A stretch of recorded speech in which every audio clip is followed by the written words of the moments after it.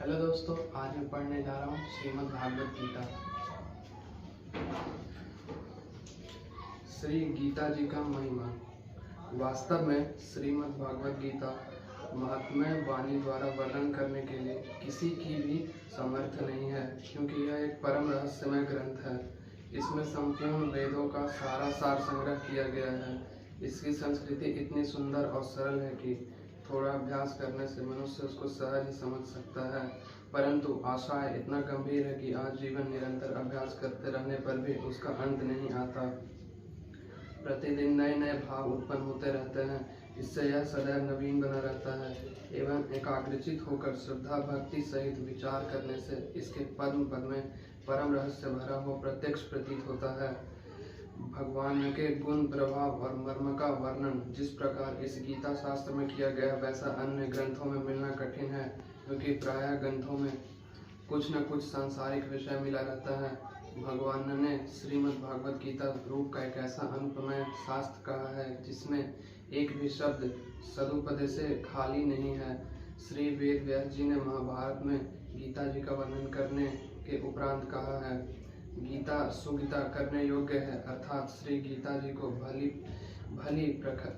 प्रकार पढ़कर अर्थ और भाव सहित अंतःकरण में धारण कर लेना मुख्य कर्तव्य है, जो कि स्वयं पद्मनाम भगवान श्री विष्णु के मुखारविंद से निकली हुई है। अन्य शास्त्रों के विस्तार से क्या प्रयोजन है? स्वयं श्री भगवान ने भी इसका महात्म्य का वर्णन किया है। इस गीता शास्त्र में मनुष्य मात्र का अधिकार है, चाहे वह किसी भी वर्ण आश्रम में स्थित हो, परंतु भगवान में श्रद्धालु और भक्ति युक्त अवश्य होना है, क्योंकि भगवान ने अपने भक्तों में ही इसका प्रचार करने के लिए आज्ञा दी थी, तथा यह भी कहा है कि स्त्री, वैश्य, शूद्र और पाप योनि भी मेरे परायण होकर परम गति को प्राप्त होते हैं। अपने आप स्वाभाविक कर्मों द्वारा मेरी पूजा करके मनुष्य परम सिद्धि को प्राप्त होते हैं। इन सब पर विचार करने से यही ज्ञात होता है कि परमात्मा की प्राप्ति के सभी अधिकार हैं, परंतु उत्तक विषय के मर्म न समझने के कारण बहुत से मनुष्य, जिन्होंने श्री गीता जी का केवल नाम मात्र ही सुना है, कह दिया करते हैं कि गीता तो केवल सन्यासियों के लिए है। वे अपने बालक को भी इसी भय से श्री गीता जी का अभ्यास नहीं कराते कि गीता के ज्ञान से कदाचित लड़का घर छोड़कर सन्यास न हो जाए, किंतु उनको विचार करना चाहिए कि मोह के कारण शास्त्र धर्म से विमुख होकर भिक्षा के अन्न से निर्वाह करने के लिए तैयार हुए। अर्जुन जिस परम रहस्य में गीता के उपदेश आजीवन गृहस्थ में रहकर अपने कर्तव्य का पालन किया, उस गीता शास्त्र का यह उल्टा परिणाम किस प्रकार हो सकता है? अतएव कल्याण की इच्छा वाले मनुष्य को उचित है कि मोह का त्याग कर अतिशय श्रद्धा भक्ति पूर्वक अपने बालकों को अर्थ और भाव के सहित श्री गीता जी का अध्ययन कराएं एवं स्वयं भी इसका पठन और मनन करते हुए भगवान के आज्ञानुसार साधन करने में तत्पर हो जाएं, क्योंकि अति दुर्लभ मनुष्य शरीर को प्राप्त होकर अपने अमूल्य समय का एक क्षण भी दुख मूलक क्षणभंगुर भोगों के भोगने में नष्ट करने में उचित नहीं है। श्री गीता जी में भगवान ने अपनी प्राप्ति के लिए मुख्य दो मार्ग बतलाए हैं, एक सांख्य योग, दूसरा कर्म योग। उनमें संपूर्ण पदार्थ मृग तृष्णा के जल की भांति अथवा स्वप्न की सृष्टि के सदृश मायामय होने से माया के कार्य रूप संपूर्ण गुण ही गुणों में बरतते होते हैं।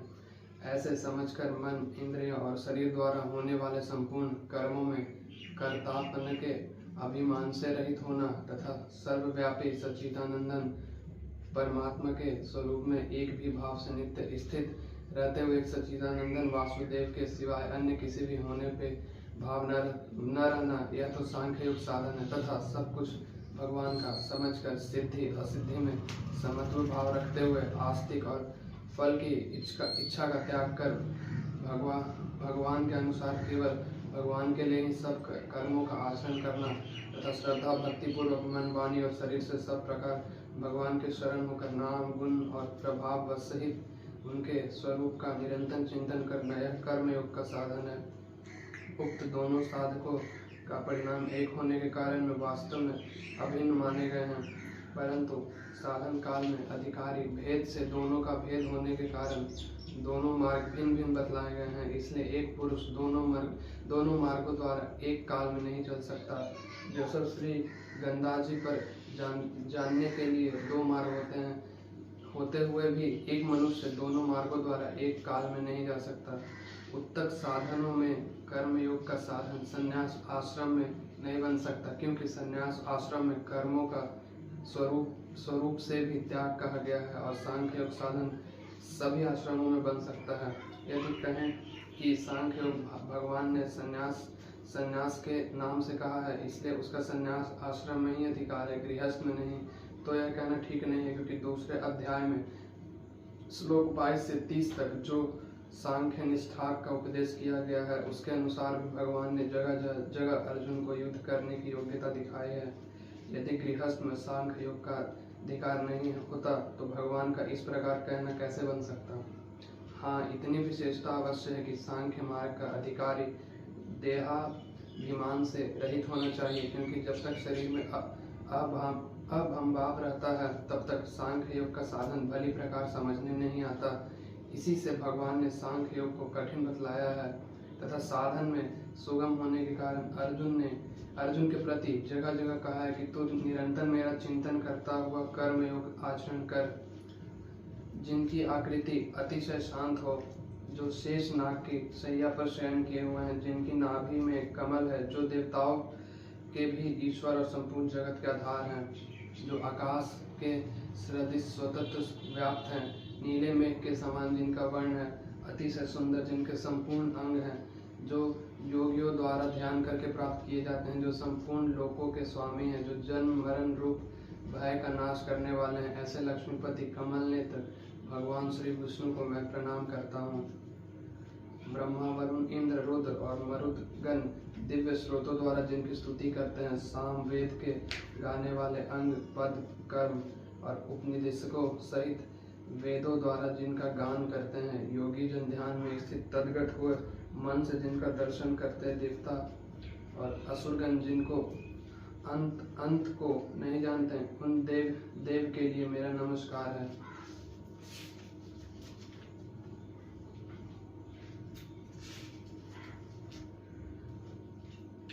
धर्म भूमि कुरुक्षेत्र एकत्रित युद्ध की इच्छा वाले मेरे और पांडु के पुत्रों क्या किया। संजय बोले, उस समय राजा दुर्योधन ने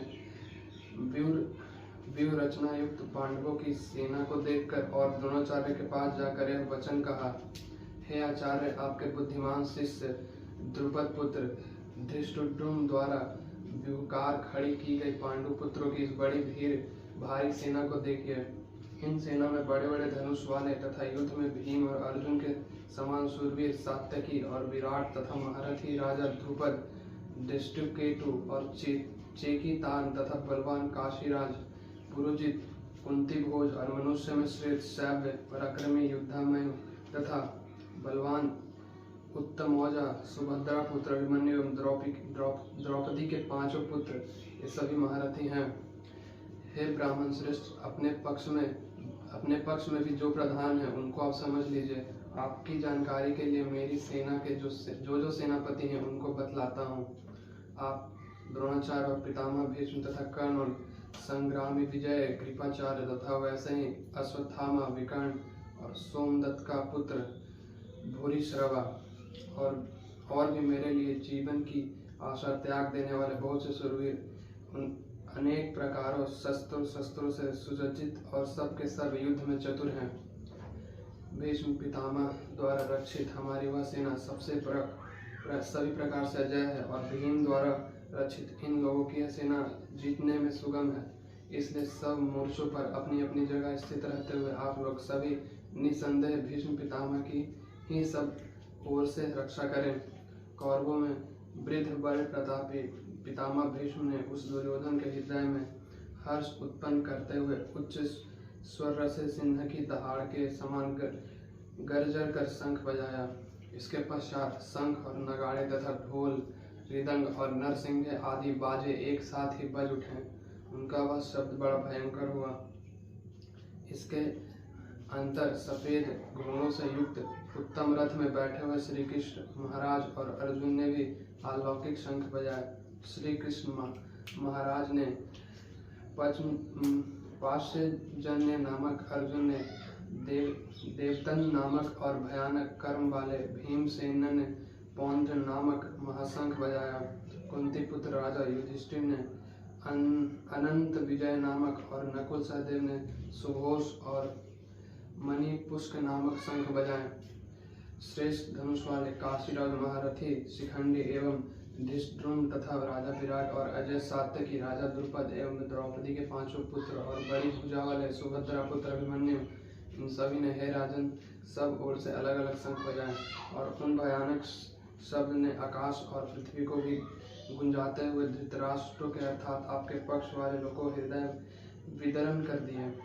हे राजन, इसके बाद कपिध्वज अर्जुन ने मूर्छा बांधकर डटे हुए धृतराष्ट्र संबंधियों को देखकर उस शस्त्र चलने की तैयारी को समय धनुष उठाकर ऋषिकेश श्री कृष्ण महाराज से यह वचन कहा, हे अच्युत, मेरे रथ को दोनों सेनाओं के बीच में खड़ा कीजिए और जब तक कि मैं युद्ध क्षेत्र में डटे हुए युद्ध के अभिलाषी इन विपक्षी योद्धाओं को भली प्रकार देख लूं कि इस युद्ध रूप व्यापार में मुझे किन किन के साथ युद्ध करना योग्य है, तब तक उसे खड़ा रखिए। दुर्बुद्धि दुर्योधन का युद्ध में हित चाहने वाले जो ये राजा लोग इन सेनाओं में आए हैं, इन्हें युद्ध कराने वाले लोगों में मैं देखूंगा।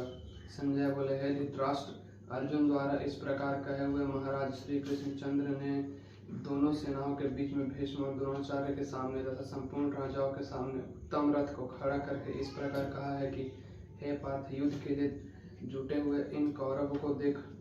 इसके बाद पृथा पुत्र अर्जुन ने उन दोनों ही सेनाओं में स्थित ताऊ, चाचा को, दादा को, परदादा को, गुरुओं को, मामाओं को, भाइयों को, पुत्रों को, पौत्रों को तथा मित्रों को, ससुरों को और सुहृदों को भी देखा।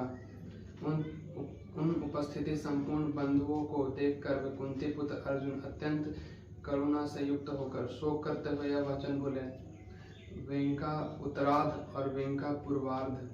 अर्जुन बोले, हे कृष्ण, युद्ध क्षेत्र में डटे हुए युद्ध के अभिलाषी इस स्वजन समुदाय को देखकर मेरा अंग शीतल हुए जा रहा है और मुख सूखा जा रहा है तथा मेरे शरीर में कंप एवं रोमांच हो रहा है। हाथ से गांडीव धनुष गिर रहा है और त्वचा भी बहुत जल रही है तथा मेरा मन भ्रमित हो रहा है, इसलिए मैं खड़ा होने के योग्य भी समर्थ नहीं हूँ। हे केशव, मैं लक्षणों को भी विपरीत ही देख रहा हूँ तथा युद्ध में स्वजन समुदाय को मारकर कल्याण भी नहीं देखता। हे कृष्ण, मैं न तो विजय चाहता हूँ न राज्य तथा सुखों को ही। हे गोविंद, हमें ऐसे राज्य से क्या प्रयोजन है अथवा ऐसे भोगों से जीवन से भी क्या लाभ है। हमें जिनके लिए राज्य, भोग और सुख आदि अभिष्ट है, वे ही ये सब धन और जीविकी आक्रोशों त्याग कर युद्ध में खड़े हैं।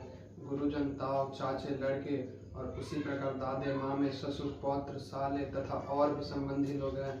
हे मधुसूदन, मुझे मारने पर भी अथवा तीनों लोगों के राज्य के लिए भी मैं इन सबको मारना नहीं चाहता, फिर भी पृथ्वी के लिए तो कहना ही क्या है। हे जनार्दन, धृतराष्ट्र के पुत्रों को मारकर हमें क्या प्रसन्नता होगी। इन आतायातियों को मारकर तो हमें पाप ही लगेगा। अतएव हे माधव, आपने ही बांधव धृतराष्ट्र के पुत्रों को मारने के लिए हमें योग्य नहीं है, क्योंकि आपने ही कुटुंब को मारकर हम कैसे सुखी होंगे। यद्यपि लोभ से भ्रष्ट चित्त हुए ये लोग कुल के नाश से उत्पन्न दोष के और मित्रों से विरोध करने में पापों को नहीं देखते, तो भी है जनार्दन, कुल के नाश से उत्पन्न दोष को जानने वाले हम लोगों को इस पाप से हटने के लिए क्यों नहीं विचार करना चाहिए। कुल के नाश से सनातन कुल धर्म नष्ट हो जाते हैं। धर्म के नाश हो जाने पर संपूर्ण कुल में पाप भी बहुत फैल जाता है। हे कृष्ण, पाप के अधिक बढ़ जाने से कुल की स्त्री अत्यंत दूषित हो जाती हैं और है वासन्य स्त्रियों के दूषित हो जाने पर वर्ण संकर उत्पन्न होता है। वर्ण संकर कुल घातियों को और कुलों को नरक में ले जाने के लिए होता है।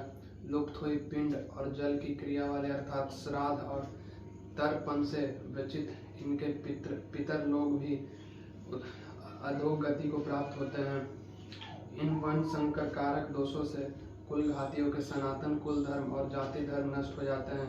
हे जनार्दन, जिनका कुल धर्म नष्ट हो गया है, ऐसे मनुष्य को अनिश्चित काल तक नरक में वास होता है, ऐसा हम सुनते आए हैं। हाँ, शोक हम लोग बुद्धिमान होकर भी महान पाप करने को तैयार हो गए हैं, जो राज्य और सुख के लोभ से स्वजनों को मारने के लिए उद्यत हो गए हैं। यदि मुझे सत्य रहित एवं सामान्य न करने वाले लोग को शास्त्र में हाथ में लिए हुए धृतराष्ट्र के पुत्र रण में मार डाले तो वह मरना भी मेरे लिए अधिक कल्याणकारक होगा। संजय बोले, रणभूमि में शोक के उस उद्गिनी मन वाले अर्जुन इस प्रकार बाण सहित धनुष को त्याग कर रथ के पिछले भाग में बैठ गए। संजय बोले, उस प्रकार करुणा से व्याप्त और आंसुओं से पूर्ण तथा व्याकुल नेत्र वाले शोक युक्त उस अर्जुन के प्रति भगवान मधुसूदन ने यह वचन कहा। हे अर्जुन, तुझे इस असंयम में यह मोह किस हेतु से प्राप्त हुआ?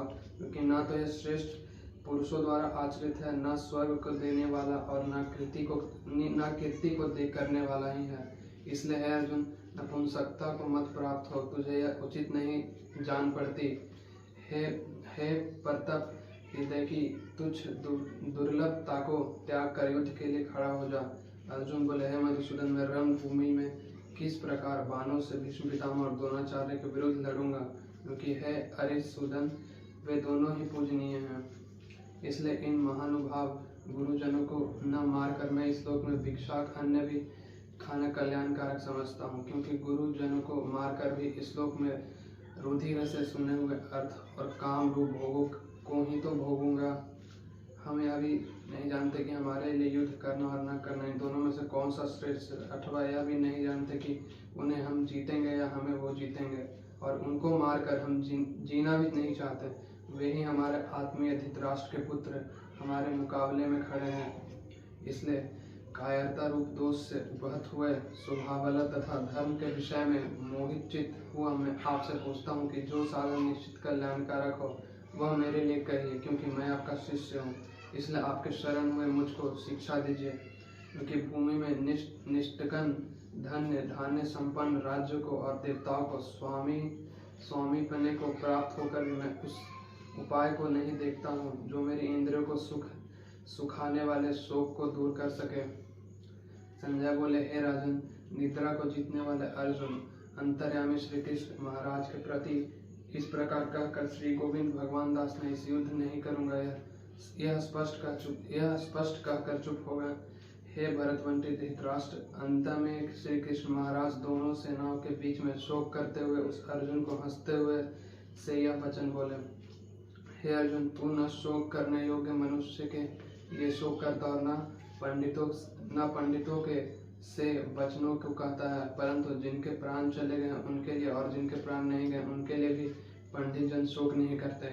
न तो ऐसा ही है कि मैं किसी काल में नहीं था, तू नहीं था, अथवा राजलोक नहीं थे, और न ऐसा ही है कि इससे आगे हम सब नहीं रहेंगे। जैसा जीवनात्मा की इस देह में बालकपन, जवानी और वृद्धावस्था होती है, वैसे ही अन्य शरीर की प्राप्ति होती है। उस विषय में धीर पुरुष मोहित नहीं होता। हे कुंती पुत्र, सर्दी, गर्मी और सुख दुख को देने वाले इंद्रिय और विषयों के संयोग तो उत्पत्ति विनाशशील और अनित्य हैं। इसलिए हे भारत, उनको तू सहन कर, क्योंकि हे पुरुषश्रेष्ठ, दुख सबको समान समझने वाले जिस धीर पुरुष को ये इंद्रिय और विषयों के संयोग व्याकुल नहीं करते वह मोक्ष के योग्य होता है। असत वस्तु की तो सत्ता नहीं है और सतक अभाव नहीं है। इस प्रकार इन दोनों का तत्वज्ञानी पुरुषों द्वारा देखा गया है। नाश रहित तो तू उसको जान, जिससे संपूर्ण जगत दृश्य वर्ग व्याप्त है। इस अविनाशी का विनाश करने में कोई भी सामर्थ्य नहीं है। इस नाश रहित अप्रमेय नित्य स्वरूप जीवात्मा के ये सब शरीर नाशवान कहे गए हैं। इससे हे भरतवंशी अर्जुन, तो युद्ध कर। जो इस आत्मा को मारने वाला समझता है तथा जो इसको मरा मानता है, वे दोनों ही नहीं जानते, क्योंकि यह आत्मा वास्तव में न तो किसी को मारता है और न ही किसी के द्वारा मारा जाता है। यह आत्मा किसी काल में भी न तो जन्मता है और न मरता ही है, तथा न यह उत्पन्न होकर फिर होने वाला है, क्योंकि यह अजन्मा, नित्य, सनातन और पुरातन है। शरीर के मारे जाने पर यह नहीं मारा जाता। दोस्तों, आज के लिए इतना ही, आगे अगले पाठ में सुनाएंगे। दोस्तों, श्रीमद् भागवत गीता पढ़ने में कोई गलती हुई हो तो माफ़ करना और कमेंट में सुझाव देना।